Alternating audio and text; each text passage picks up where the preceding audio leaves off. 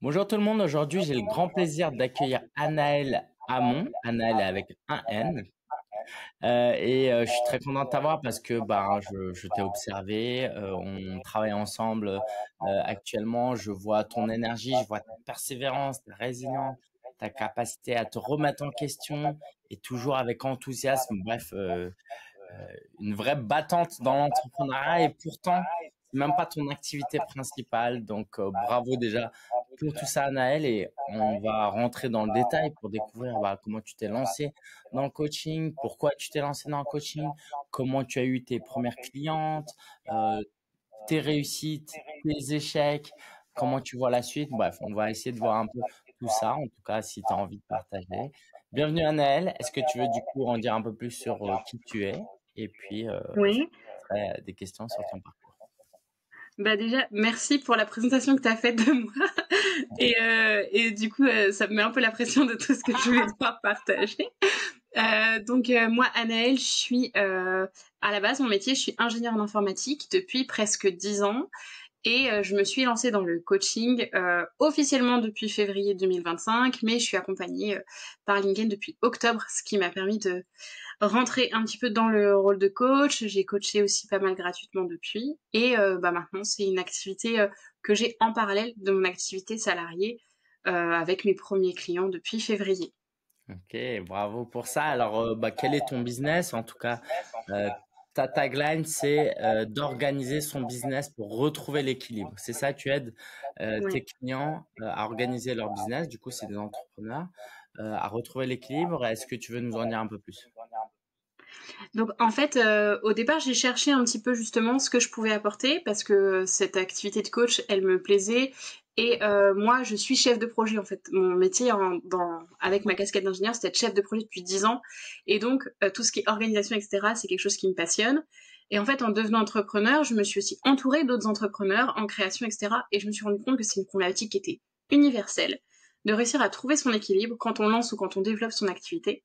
Et donc, je me suis dit, mais pourquoi pas, en fait, présenter, partager tout ce que je sais, en fait, depuis toutes ces années pour trouver son équilibre. Et en fait, c'est ce que j'expérimente même moi-même dans mon quotidien d'entrepreneur parce que du coup, je jongle entre mes deux activités et puis mon rôle de maman également. Donc, tout ce que je mets en place, c'est ce que je transmets parce que l'entrepreneuriat, moi, je le vois comme l'opportunité d'être libre et heureux dans sa vie et pas comme une prison ou une cage dorée. Ouais, cool. Et un enfant en bas âge, hein, Oui, j'ai deux enfants, donc ma grande a 4 ans et mon petit dernier a 15 mois. ouais, c'est ça, on en parlait, on avait à peu près Ouais. les mêmes âges. Du coup, bah ouais, t'as trois jobs, et c'est challengeant. Donc déjà, j'ai envie de te demander comment toi tu fais pour t'organiser avec ces trois casquettes et encore, tu fais peut-être plein d'autres choses. Comment tu gères ça? Déjà, j'ai accepté que je pouvais pas tout faire et que je pouvais pas tout faire parfaitement. Donc déjà, j'ai enlevé la perfection et j'ai enlevé une bonne partie de mes tâches. Concrètement, déjà, des premiers pas que j'ai passés quand je suis devenue maman, même avant d'être entrepreneur, c'est d'avoir une aide ménagère pour Hmm. m'aider, parce que m'aider et aider mon couple, hein, parce que c'est une tâche qu'on se partage. Et avoir du soutien. Donc on se soutient beaucoup aussi, mon mari et moi, dans nos projets. Et donc lui est très présent justement quand je dois développer mon entreprise, pendant qu'on a les enfants à la maison pour pouvoir prendre le relais. Donc c'est vraiment accepter aussi que j'allais pas faire autant que quelqu'un qui est à temps plein sur son activité et savoir dire non même à mes propres idées et à mes propres projets. Et Hmm. d'ailleurs, on en a beaucoup discuté parce que des fois, je voulais aller très vite, je voulais faire plein de choses, mais avoir des très bons résultats tout de suite, ça nécessite beaucoup d'investissement, etc. Et moi, j'ai dû aussi accepter de ralentir pour aussi me Hmm. préserver mon énergie et mon temps. Cool. Et qu'est-ce qui te donne envie, qui t'a donné envie de travailler avec les entrepreneurs plus particulièrement? Pourquoi tu as voulu mettre ton expertise au service des entrepreneurs? Alors, c'est pas venu tout de suite, parce qu'au départ, je m'étais dit, je vais être coach en organisation, parce qu'en fait, faire ce que je fais moi à la maison et aider les parents débordés à s'organiser dans leur quotidien, parce que En fait, j'avais beau être maman de 2 jeunes enfants, bah, j'avais plein d'activités à moi et puis autour de moi, on me prenait un peu pour un ovni, du genre: «Mais comment tu fais tout ça?» Donc au départ, c'était pour ça et en fait, en faisant mon cheminement, je me suis rendu compte qu'être entrepreneur, c'est une charge mentale en plus. J'ai envie de dire que quand je suis devenue maman, j'ai fait fois 2 sur ma charge mentale. Quand je suis devenue entrepreneur, j'ai fait fois 10. Parce que en fait, tout tourne autour de mon business. En fait, dès que je pense à un truc, c'est mon business et tout. Alors que mes enfants, bah, quand ils sont chez la nounou, j'arrive beaucoup plus à m'isoler, par exemple. Et en fait, ça a aussi parlé de mon histoire. Je suis aussi suivie à côté. J'ai été suivie notamment par une psy. On a beaucoup travaillé là-dessus. Elle a dit, mais pourquoi les entrepreneurs? En plus, au départ, c'était beaucoup les mamans entrepreneurs. Et en fait, en remontant en fait dans mon histoire, ma maman est entrepreneur depuis toujours. Je l'ai toujours Ah, vue travailler beaucoup. En plus, elle travaillait, elle était commerçante. Donc, elle travaillait tous les week-ends. Donc, ma maman, elle était jamais là pour nous les week-ends. Et toute la semaine, bah, elle s'occupait de gérer son entreprise un peu en sous-marin pour après partir dans des foires, des salons à travers la France, les week-ends, et faire en sorte que nous, ça se passe le mieux possible le week-end quand on se débrouillait. Alors j'étais pas toute jeune, hein, j'étais déjà ado, et puis il y avait mon père, enfin mon beau-père. Mais du coup, en fait, j'ai vu ma mère galérer, j'ai vu ma mère se tuer la santé. Littéralement, elle a des problèmes de dos qu'elle va avoir toute sa vie maintenant, pour toute la pression qu'elle s'est mise. Et aujourd'hui, elle qui me dit, mais j'ai pas assez profité de vous enfants, je regrette. Notamment, on était à l'internat avec mon frère, donc on se voyait que les week-ends. Mais en fait, quand ma mère travaillait, bah, je voyais très peu ma mère. Et j'ai envie d'avoir cette image qu'on peut être entrepreneur sans sacrifier tout ça, sans sacrifier ses années avec nos enfants, sans sacrifier son plaisir, parce que elle aussi, en fait, elle s'est fait passer pas au second plan, mais au 10e plan. Et maintenant, en pré-retraite, elle se dit, mais en fait, je fais quoi de ma vie? Mes enfants sont plus là, mon activité, je peux plus la faire parce que j'ai des problèmes de santé. Donc voilà, c'est aborder l'entrepreneuriat autrement, en fait, c'est venu finalement comme une mission hmm. que j'ai eu envie de porter. Merci pour ce partage, c'est très touchant. Elle en pense quoi, elle, aujourd'hui, de ton activité? Alors, elle est fière parce que elle s'attendait pas du tout à ce que j'entreprenne. Ok. Moi, j'ai été élevée pour faire des grandes études, devenir avoir un boulot, un CDI bien calé, et c'est ce que j'ai fait. Hein. J'ai Ouais. suivi son truc.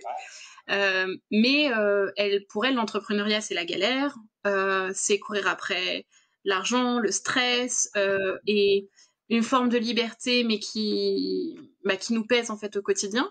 Donc elle a peur un peu pour moi, notamment bah, que je lâche mon boulot à côté, que ça me mette en difficulté, etc. Et de l'autre côté, elle s'est aussi beaucoup remise en question. En fait, elle a beaucoup perçu le fait que je me lance pour aider les mamans entrepreneurs comme un échec, étrangement. Hein. Comme si elle pensait que je voulais réparer ce qu'elle n'avait pas su faire. Et donc, elle l'a pris aussi personnellement. Et ce qui n'était pas un souhait. Et en fait, ce que je lui ai dit, ce qu'elle a fait, c'est merveilleux. Et elle a fait avec ce qu'elle avait. Et moi, l'idée, c'est justement pour aider toutes les mères d'aujourd'hui, et les parents d'aujourd'hui, et les entrepreneurs d'aujourd'hui, à faire ce que ma mère a pas eu les clés pour le faire, en fait. Elle n'a pas su Hmm. le faire et personne n'était là pour l'aider. Ben, l'idée, c'est d'aider que je peux aider aujourd'hui. Oui, et puis c'était pas le même contexte socio-économique, le contexte culturel. Pour peu que ses parents fonctionnaient différemment, il n'y avait pas le développement personnel, le mot alignement ne devait pas exister, donc tu écoutais pas les mêmes choses. Et puis technologiquement, Ça n'a le rien à voir. e-commerce, ça n'existait pas encore, tu vois. Donc c'est aussi un autre contexte. Et ce que tu dis est intéressant parce que beaucoup aujourd'hui d'entrepreneurs, à mon avis, euh, reproduisent ce qu'ils ont vu dans le passé chez leurs parents ou ailleurs, sauf que l'époque a changé. Donc, je ne sais pas si toi et moi, on ferait mieux 30 ans auparavant. Mais aujourd'hui, avec le nouveau contexte, non seulement on peut faire mieux, mais on doit faire mieux. Donc, ouais, merci pour ce partage.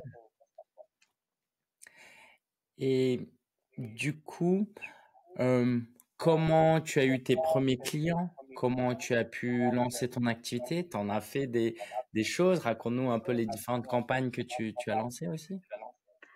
Alors, au tout début, quand on a commencé à travailler ensemble, moi, j'ai proposé beaucoup d'appels offerts, beaucoup de coaching gratuits et tout Bah, pour d'une part me faire la main, en fait, parce que c'est le but aussi de ces coachings, c'est d'apprendre à coacher, d'affiner son message, hein. Comme j'ai dit, mon message, il s'est affiné avec le temps, hein, ce que je vous partage là.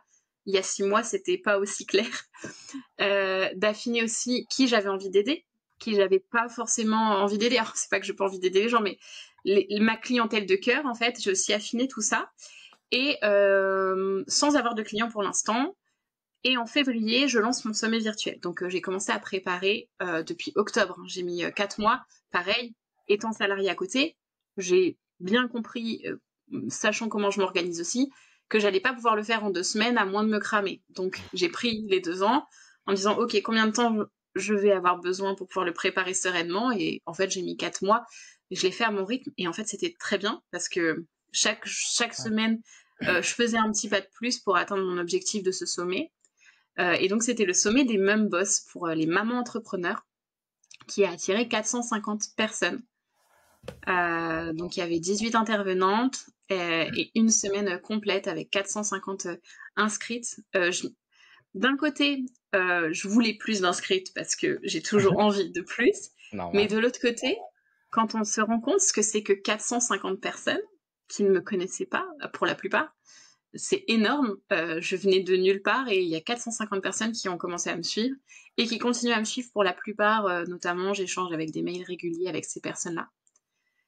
Et donc, à l'issue de ce sommet, j'ai une personne qui a décidé de me faire confiance pour travailler avec elle sur le long terme et qui a signé pour travailler avec elle jusqu'à la fin d'année au moins pour des coachings tous les mois avec elle. Ok, alors là, plusieurs questions. Bah, déjà, bravo et c'est hyper inspirant. Je précise pour les gens qui nous regardent, 4 mois, c'est pas normal dans un sens ou dans un autre. Ça sert à rien de mettre plus de 4 mois, mais 4 mois, c'est pas du tout trop. Et puis, tu faisais ça entre le boulot et tes enfants, donc ça montre à quel point tu es organisé et tu as fait ça seul. Précision, on est d'accord que tu n'avais pas de communauté avant. Beaucoup de gens n'osent pas lancer leur sommet parce qu'ils n'ont pas de communauté, mais c'est le principe même du sommet. Non, j'avais personne avant. J'ai suivi un peu mes abonnés Insta, voir comment ça évoluait. Parce que j'ai commencé à communiquer sur Instagram principalement en juin, donc bien avant de lancer mon activité, bien avant d'être coach. Donc il y avait 0 personne en juin 2024. Au moment où je lance ma communication pour le sommet, il y a 200 personnes. Et maintenant, on est 800. La plupart sont venus du sommet. Ou des petits événements après, et maintenant, il y a un petit peu d'organique. Mais du coup, j'ai quasiment 400 personnes. J'ai quasiment 400 personnes qui sont arrivées après le sommet. Parce que, en fait, c'est la communauté de mes intervenants. C'est leur communauté, en fait, l'essence de leur communauté qui me parlait, la jointure entre les deux, qui est arrivée et qui est venue à ce sommet-là, en fait. Ok. Et voilà, si je peux me permettre, je voulais vraiment que les gens comprennent que sur les 450 inscrits à ton sommet, il y a peut-être une dizaine, une vingtaine de personnes maximum qui étaient là, hein, donc voilà. Pour les personnes qui savent pas c'est quoi un sommet, très rapidement, c'est une semaine de conférences avec des intervenants en ligne et du coup, bah, c'est les intervenants qui amènent l'audience et c'est effectivement une stratégie qu'on enseigne. Qu'est-ce qui t'a plu dans cette stratégie au-delà des chiffres, au-delà de cette performance, hein, pour un premier sommet, c'est impressionnant. Qu'est-ce qui t'a plu? Je dirais, il y a 2 aspects sur le court terme déjà. J'ai aimé faire ces interviews avec les différents experts, trouver les personnes et échanger avec elles. Et elles, j'ai vu que des femmes, mais ça aurait pu être des hommes, hein, peu importe. Mais échanger avec ces personnes-là sur leurs expertises, sur leur expérience et voir ce qu'elles avaient à diffuser. Enfin, je me sentais privilégiée, en fait, d'être à cette place-là. Et sur le long terme, j'ai envie aussi parler aussi de ces partenariats, mais j'ai des partenariats qui restent sur le long terme avec ces personnes. J'ai certaines de mes invitées qui sont devenues des business friends. Il y en a une qui est une partenaire, on fait une offre commune pour cet été. Enfin, il y a des relations humaines en fait très fortes qui se sont créées avec les partenaires. Et ça, c'est sans parler bien sûr des relations avec les clients et les prospects, parce que toutes les personnes qui m'ont découverte, bah il y en a qui sont parties parce qu'elles étaient là pour le sommet, mais celles qui restent, elles échangent avec moi, elles reviennent me solliciter parfois. Et en fait, j'ai l'impression que je suis arrivée comme quelqu'un d'autorité. Enfin, j'ai l'impression que ça a augmenté mon autorité vis-à-vis de ces personnes-là.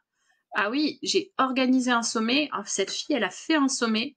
Elle a invité des gens, mais en fait, que je suivais depuis longtemps, qui ont plein d'abonnés. D'ailleurs, vraiment, vous freinez pas, hein. Il y a des personnes avec plus de 20 000 abonnés qui sont venus, 100 000 abonnés. Enfin, ne vous freinez pas dans les invités que vous avez. Faites avec votre cœur et les personnes qui vous parlent.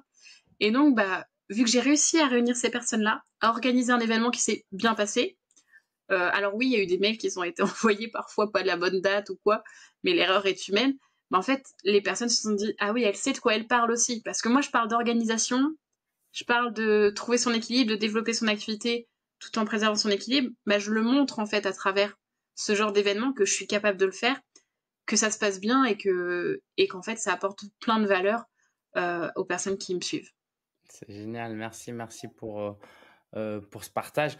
Du coup, parlons de cette cliente. Donc, elle te connaît pas, elle suit le sommet, elle prend un appel offert. Ça, tu offres un appel offert? Tu as eu Ouais. combien d'appels offerts suite au sommet? Comment? Tu as offert combien d'appels suite au sommet? J'ai eu 12 appels. 12 appels. Et Ouais. elle fait partie de ces 12 qui ont décidé de travailler avec toi. C'est ça. Et elle fait aussi partie des membres de mon pass VIP. J'avais fait un pass VIP pour avoir accès au replay et à un atelier spécial avec moi.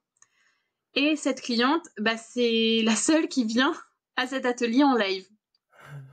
Mais du coup, le fait qu'elle soit seule, alors c'est pas très grave parce qu'il y a un replay et tous les membres du pass VIP, ont pu y avoir accès, pardon. Mais en fait, après l'enregistrement, j'ai aussi profité d'un moment privilégié avec elle pour voir ce qu'elle avait pensé de l'atelier, s'il y avait des points sur lesquels il fallait revenir. Et en fait, on a juste parlé entre deux personnes qui peuvent s'entraider, qui peuvent s'aider. En fait, j'étais juste là pour l'aider. J'étais pas du tout dans l'idée de vendre quoi que ce soit, en fait. J'étais juste là, j'ai fait un atelier. T'as des questions? Je réponds à tes questions. Et je pense que à ce moment-là, j'ai touché un truc chez elle qui fait que Anaëlle, elle m'écoute. Anaëlle, elle est là au bon moment. J'ai peut-être envie de travailler avec elle. Donc même avant de faire l'appel avec elle, s'était déjà dit en fait que ce serait peut-être intéressant pour elle de continuer avec moi et qu'en plus elle appréciait ma compagnie. En fait, on a testé ça aussi. En coaching, on échange entre deux humains. Donc, Et à ce moment-là, tu avais une offre définie. Est-ce que tu veux nous parler des grandes lignes de cette offre ou tu l'as définie avec elle? Alors au départ, j'avais une offre qui était un programme collectif parce que je m'étais directement dit, je suis salariée, j'ai pas le temps pour accompagner 15 clientes en individuel. Donc, je veux un programme collectif pour accompagner plus de monde, atteindre mes objectifs de chiffre d'affaires. Bref, je me suis fait tout mon truc en me disant, je veux un business model qui serve mon équilibre. Et je savais que l'individuel, j'allais arriver vite au bout. Vite, avec beaucoup de clients, j'arriverai au bout. Sauf que j'ai que cette personne-là qui veut me rejoindre en collectif. Donc, c'était un programme de 4 mois, etc. Et donc là, j'ai échangé avec elle et je dis, je suis désolée, mais tu es la seule intéressée. Je peux pas faire de collectif, par contre, on peut faire quelque chose ensemble. Et donc, on a essayé de définir la façon de l'accompagner qui serait la plus pertinente par rapport à son besoin et par rapport à son budget aussi à ce moment-là. Et donc, on a trouvé une offre un peu sur mesure pour elle, qui est celle que j'ai déclinée par la suite pour mes futurs prospects, etc., comme mon offre individuelle. Ok, génial.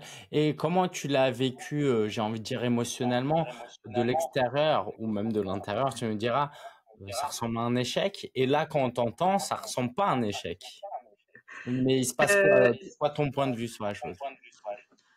Sur le moment, c'était un échec. Sur le moment, là, il s'est passé plusieurs mois, mais sur le moment, je l'ai vraiment senti comme un échec de pas avoir réussi à exprimer ce que je voulais, d'avoir eu des objectifs que j'étais pas capable d'atteindre. Mais en fait, il faut savoir que tous ces objectifs-là, je les ai mis sur des hypothèses. J'avais jamais testé le sommet, j'avais jamais testé mon marketing, j'avais jamais testé mon offre. Et en fait, avec le recul, c'est pour ça que j'ai pas le sentiment d'échec aujourd'hui. Je me rends compte que ce sommet, c'est aussi mon premier test. Enfin, c'était un premier test. Et je suis dans la démarche, hein, je suis ingénieure à la base aussi, donc la méthode scientifique, c'est on teste, on échoue, on réajuste et on reteste. Et donc, je suis plutôt dans la démarche de dire, ok, il y a peut-être des petites choses qui n'ont pas fonctionné dans mon message, dans mon offre, ou peut-être juste, il y a besoin de temps. Et en fait, ça, je m'en suis rendu compte aussi après, c'est que j'avais beau être la personne qui avait organisé un sommet, il y a 2 semaines, elles ne me connaissaient pas, ces personnes-là. Et donc, faire confiance et investir dans un coaching de plusieurs mois avec quelqu'un qu'on ne connaît pas, c'est très rare. là, je suis tombée un peu sur une perle rare. Et je la chouchoute, cette cliente, et ça se passe super bien avec elle. Mais les gens ont besoin de temps. Ils ont besoin de se dire, OK, elle a fait son sommet, mais qu'est-ce qu'elle fait d'autre? Et donc, ces personnes-là, ben, elles continuent à me suivre, elles sont curieuses. Et je sais qu'un jour ou l'autre, ben, elles deviendront clientes parce que mon sujet leur parle et que c'est leur problématique du moment. C'est aussi arrivé au bon moment pour les personnes. Génial, merci pour ce partage et c'est super que tu aies eu cette réflexion et encore une fois, c'est très impressionnant et ce que les gens doivent retenir, c'est que c'est pas du one shot. Sur les 450, il y en a une grande majorité qui sont restés, tu vois, comme tu l'as dit. Donc, c'est pas un échec, c'est juste des objectifs atteints mais différés. Ce sera atteint plus tard. Dis-nous ce qui s'est passé après. Donc, tu as eu cette cliente, un peu de découragement, mais finalement, tu vois que c'est une belle chose. Est-ce que tu as eu d'autres clients après? Si oui, qu'est-ce que tu as vendu? Est-ce que tu veux nous dire ce qui s'est passé les quelques mois qui ont suivi? Il n'y a pas eu beaucoup de mois, hein. Ouais, non. Donc le sommet s'est terminé fin février. Tout le mois de mars, j'ai digéré ce qui s'était passé. Et fin mars, j'ai décidé seulement fin mars de faire mon bilan. Moi, j'aime bien faire des bilans, hein. C'est aussi ma façon de faire. Si vous me suivez sur les autres comptes, vous voyez que c'est quelque chose de répété chez moi et c'est ce qui est nécessaire pour moi pour s'organiser, etc. De savoir ce qui s'est bien passé, ce qui s'est pas bien passé, mais surtout quelles actions j'ai menées pour quels résultats, pour pouvoir ajuster. Ok, ces actions-là ont amené les résultats souhaités, celles-ci non, pour aussi faire le tri. Donc, mon mois de mars, je me suis un peu laissée tranquille. Et mois d'avril, tu m'as challengé pour faire un challenge. Tu m'as dit, écoute, on va continuer parce qu'on va pas s'arrêter maintenant. Est-ce que tu peux faire un challenge? Et du coup, au départ, je me suis dit, bah ok, je vais le faire dans 2 semaines. Finalement, je l'ai fait que 3 semaines après. Et donc, j'ai créé un challenge de 3 jours, pardon, pour aider à faire un reset de son organisation digitale. Parce que la plupart des entrepreneurs, et surtout moi j'accompagne beaucoup d'infopreneurs, hein, c'est plutôt ma cible, ont des problématiques sur leurs outils informatiques, etc. Beaucoup de téléchargements, beaucoup de formations, beaucoup de templates de partout. Donc l'idée c'est de faire un peu le ménage de printemps, mais sur le numérique. Et donc là, ce challenge, je le fais seulement sur la base de mes emails, mes prospects actuels, ma communauté, et je réunis 95 personnes. Waouh, c'est énorme, hein. Donc en Juste fait, pour- un je, quart de ma je- liste email. je le dis que les gens s'attendent pas à avoir un quart d'inscrits quand ils feront leur premier challenge. Donc, vas-y, je te laisse continuer, mais bravo. Mais je pense que si j'ai eu ce nombre d'inscrits, c'est parce que j'ai touché un sujet qui était important pour les personnes, assez proche aussi de ce que je propose dans mes accompagnements, donc qui pouvait faire la passerelle de mes accompagnements pour la suite. Donc ça, c'était plutôt pour la stratégie. Et sur la communication, j'ai progressé en fait, parce que quand j'ai dit au mois de mars, je me suis laissé vivre, j'ai quand même testé des mails, j'ai essayé de regarder quel type de mail fonctionne, quel type d'appel à l'action fonctionne, est-ce que télécharger ce document ça appelle, est-ce que venir répondre à tel post sur Instagram ça appelle ou pas, pour essayer de voir. Et je pense que j'ai aussi testé plein de choses dans ma communication à ce moment-là. J'ai même investi LinkedIn que j'avais pas trop investi pour le sommet. Là aussi, je suis allée sur LinkedIn, donc j'ai aussi eu des personnes par là. Et donc 95 personnes, et sur les 95, j'ai eu en moyenne 20 participants en ligne à chaque fois. Donc moi, je passe de mon atelier VIP, oui, j'ai eu une personne sur les 10 VIP, ou alors même mon sommet, où en live, il y avait 15 personnes en maximum, 15 personnes sur les 450, j'ai 20 personnes sur 95 qui sont présentes. Enfin, pas du tout les mêmes ratios. Et là, je me rends compte que j'ai vraiment touché un truc où ça intéresse les gens. J'ai touché quelques leviers marketing aussi pour inciter à venir. Je disais qu'il y avait des cadeaux en live et tout. Et en fait, forcément, ça pousse à venir. Bravo. Et je fais un truc un peu osé pour mon pass VIP. C'est que je me suis dit, je vais faire un petit pass VIP à 29 €. Il y aura les replays et un petit template Notion. Je dis petit template, mais parce que je suis habituée de l'outil, mais c'est pas forcément facile pour tout le monde. Mais en gros, c'était un template pour mettre en application tout ce qu'on voyait pendant le challenge, pour que les gens ils aient tout sous la main et qu'ils aient pas besoin de prendre des notes, ils aient pas besoin de faire le suivi eux-mêmes de leur désencombrement numérique, de leur planification. Tout était fait sur le Notion. Donc ça, c'était mon template à 29 € et j'ai rajouté un petit order bump, tu expliqueras peut-être après ce que c'est, sur ma page de vente où je dis, et en plus, juste sur cette page-là, si tu prends ton pass VIP, je t'offre 1 mois d'accompagnement à 100 € moins cher que d'habitude. En gros, j'ai créé entre-temps une offre d'1 seul mois d'accompagnement parce que je me suis rendu compte qu'il y a des personnes qui voulaient juste un coaching et un suivi, donc ce que j'ai proposé dans une offre. Et là, j'ai dit, si tu prends cette offre, elle devient beaucoup moins chère pour prendre ton mois d'accompagnement avec le pass VIP. Et j'ai une personne qui l'a pris spontanément. Et c'était une personne que j'ai eue en appel pendant le sommet, qui n'était pas prête à ce moment-là à acheter. Donc, qui l'a pris sans même faire d'appel avec moi. Et j'ai 2 personnes qui l'ont pris après avoir fait un appel découverte avec moi après le challenge, comme un peu leur version d'essai aussi de mon accompagnement. Parce qu'en fait, c'est la porte d'entrée pour ne pas investir ou s'engager sur un accompagnement long, mais la porte d'entrée vers une offre avec moi qui les mettait moins en difficulté pour pouvoir tester et donc potentiellement après aller plus loin sur un accompagnement plus long. Waouh, génial, génial. T'en es fier? Comment tu l'as vécu, ce challenge du coup? Ce challenge, je l'ai beaucoup mieux vécu que le sommet pour la semaine où ça s'est organisé parce que j'étais beaucoup plus libre. J'avais moins la gestion des intervenants. En plus, j'ai fait beaucoup de lives dans mon sommet. J'ai pris le parti pris de pas faire que du préenregistré. Donc, j'avais des lives à assurer et tout. Mais ça, en fait, c'était une semaine de dingue. Alors que là, le challenge, j'avais un live par jour. Je l'ai calé aux horaires qui m'arrangeaient. C'était une semaine avec un jour férié le lundi. Et le mercredi, je travaille pas parce que je suis avec mes enfants et je me suis dit, tant pis, je vais le faire le mardi, le jeudi, le vendredi. J'ai même pas fait comme tout le monde, j'ai même pas fait 3 jours à la suite. Je l'ai fait comme je voulais, en fait. Ouais. Et du coup, c'était juste trop cool. Et puis moi, je suis à l'aise en live, on va dire. C'est un exercice de faire des ateliers et tout qui me parle bien, où je suis à l'aise. Et donc, je l'ai fait un peu sans enjeu. Je me suis dit, allez, on y va. Et puis, j'ai donné ce que j'avais à donner. Et j'ai eu vraiment des super retours. Ok. Quel apprentissage tu en tires je ne veux pas t'influencer dans ce que tu as partagé, mais moi, ce que j'observe en tout cas, c'est que le sommet était plus tendu. Ça a quand même marché, hein. Le challenge, t'es plus libéré. Du coup, c'est quoi le secret? Est-ce qu'il faut être plus tendu, avoir la pression, ou est-ce qu'il faut être totalement relax et on s'en fiche des résultats? Qu'est-ce que tu as appris sur toi et sur le mindset entrepreneurial durant ces derniers mois? Ce que j'ai appris, c'est que quand on fait ce qui nous plaît, c'est plus facile et c'est plus fluide aussi pour les personnes qui nous écoutent. Et en fait, je me suis plus amusée parce que je suis allée vers un format qui me plaisait plus.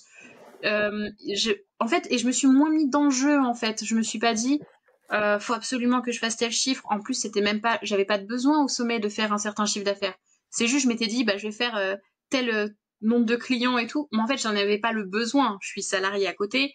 J'ai les revenus qui me suffisent pour vivre.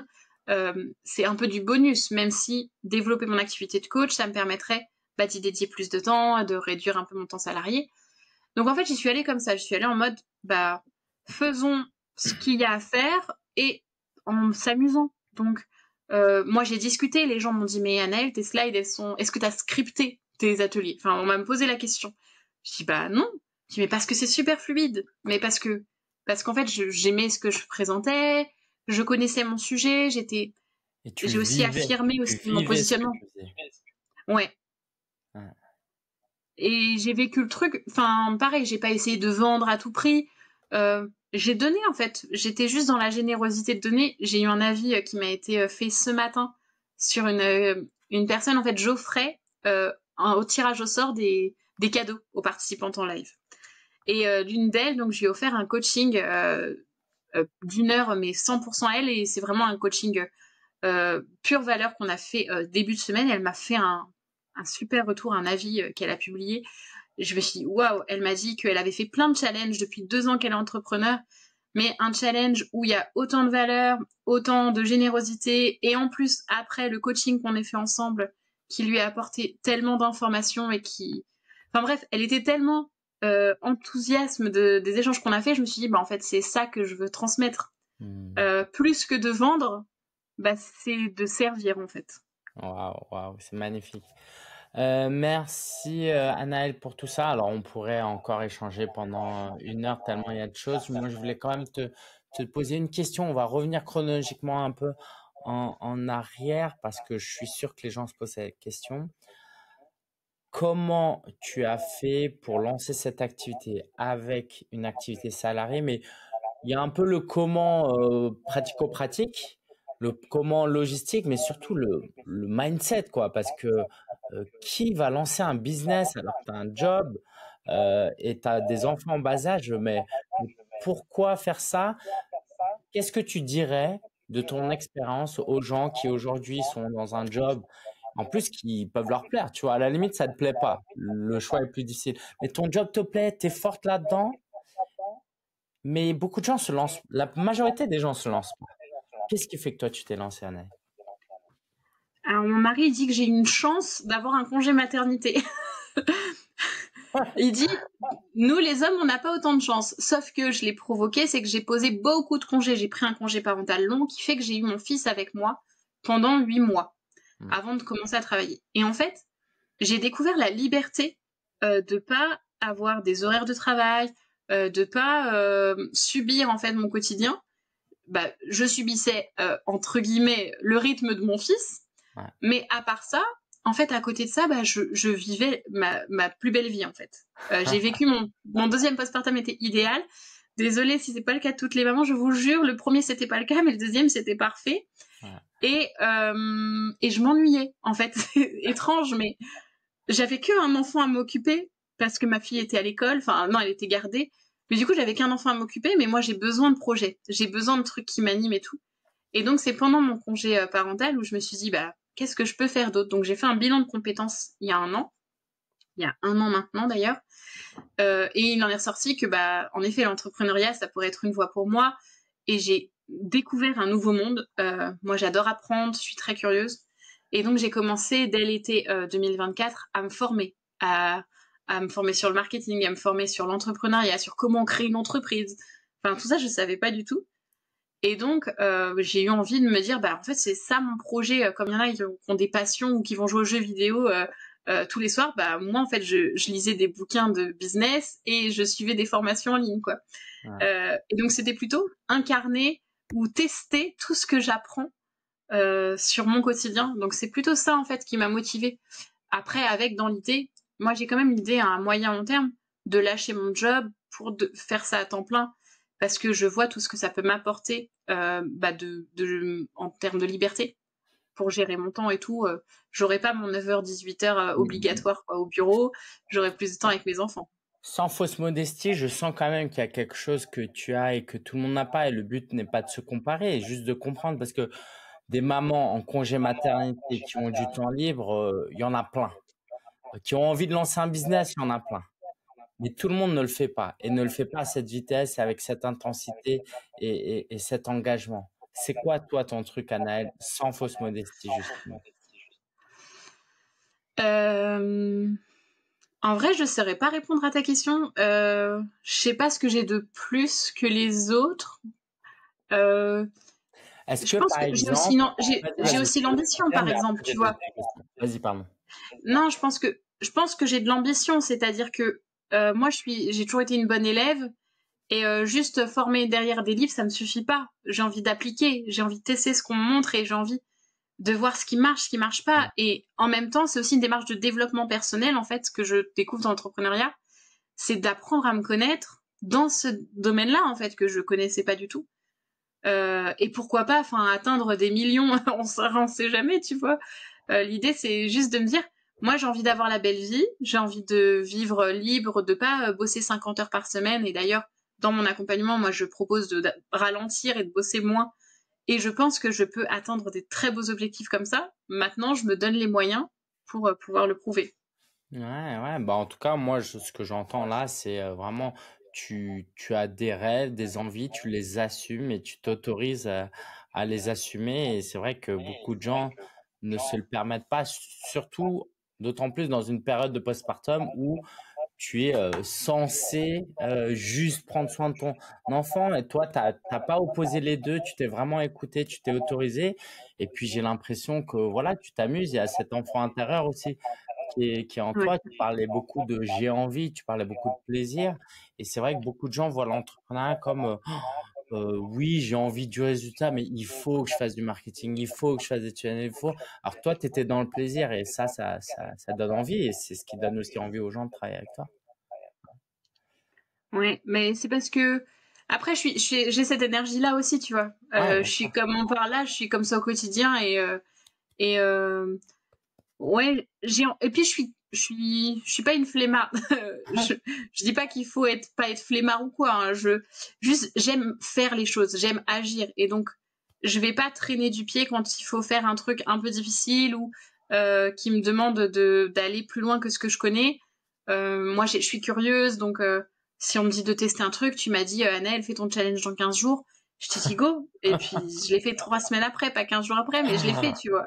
Ok, bon, c'était pas de toute façon à faire littéralement, mais je sentais que tu étais dans une énergie où tu étais prête à l'entendre en tout cas, parce que je dis pas ça à tout le monde du tout, hein. Un challenge en 15 jours, même nous, on met beaucoup plus de jours à faire ça. Top. Bah, merci beaucoup, Anaël. Encore une fois, ce que je te disais, c'est qu'on pouvait passer encore beaucoup de temps et tu aurais beaucoup de choses à nous Oui. partager. Euh, je t'ai demandé comment les gens pouvaient en savoir un peu plus sur toi. Donc, tant qu'à faire, tu nous offres un cadeau. Donc, c'est 7 jours pour reset ton organisation. On a mis le lien en dessous. Est-ce que tu veux en dire un peu plus? Oui. En fait, suite à ce challenge optimisation digitale de 3 jours que j'ai fait, je me suis rendu compte que tout le monde n'était pas forcément dispo, mais qu'en fait, je pouvais vraiment vous aider à faire un gros, gros blanc dans votre organisation. C'est comme si vous preniez votre bras, vous jetiez tout par terre sur votre bureau pour ensuite faire le vide et remettre les choses au propre. On fait la même chose avec l'organisation dans l'entrepreneuriat, dans son entreprise, pour pouvoir juste poser les bases d'une organisation qui va vous soutenir plutôt que toute la pollution qu'on peut avoir, trop d'infobésité, etc. On fait le ménage et on repart sur des bases saines. Et c'est un challenge à faire à votre rythme, même si je vous envoie des petits mails pour vous relancer, pour que vous n'oubliez pas de le faire. Et tout se fait sur un tableau de bord Notion. Bref, vous avez tout si vous cliquez sur le lien. Super, génial. Le lien est en description. Merci beaucoup, Anaël, pour tout ça. C'est quoi le mot de la fin que tu aimerais partager aux personnes qui nous regardent, qui veulent se lancer ou qui ont besoin d'encouragement ou qui hésitent à se lancer? Qu'est-ce que tu aimerais leur dire? J'aimerais vous dire de faire ce qui vous plaît. Et quand il y a quelque chose qui vous plaît mais qui vous fait peur, allez-y étape par étape. Moi, ce que je m'étais fait, c'était un plan d'action en me disant, ok, demain, je vais faire un post Instagram parce que je connais pas, je vais tester. Faites ce qui vous attire, même si ça vous fait peur, faites-le et testez. Et puis, comme on a dit, on teste, on apprend et on se relève et on reteste. Top. Merci beaucoup, Anaël. C'était super. Et encore une fois, le lien pour rejoindre ton challenge gratuit est en description. Comme ça, si vous voulez garder contact avec Anaël, c'est possible. Merci beaucoup, Anaël. Je te dis à très bientôt. Merci Lingen. À bientôt tout le monde.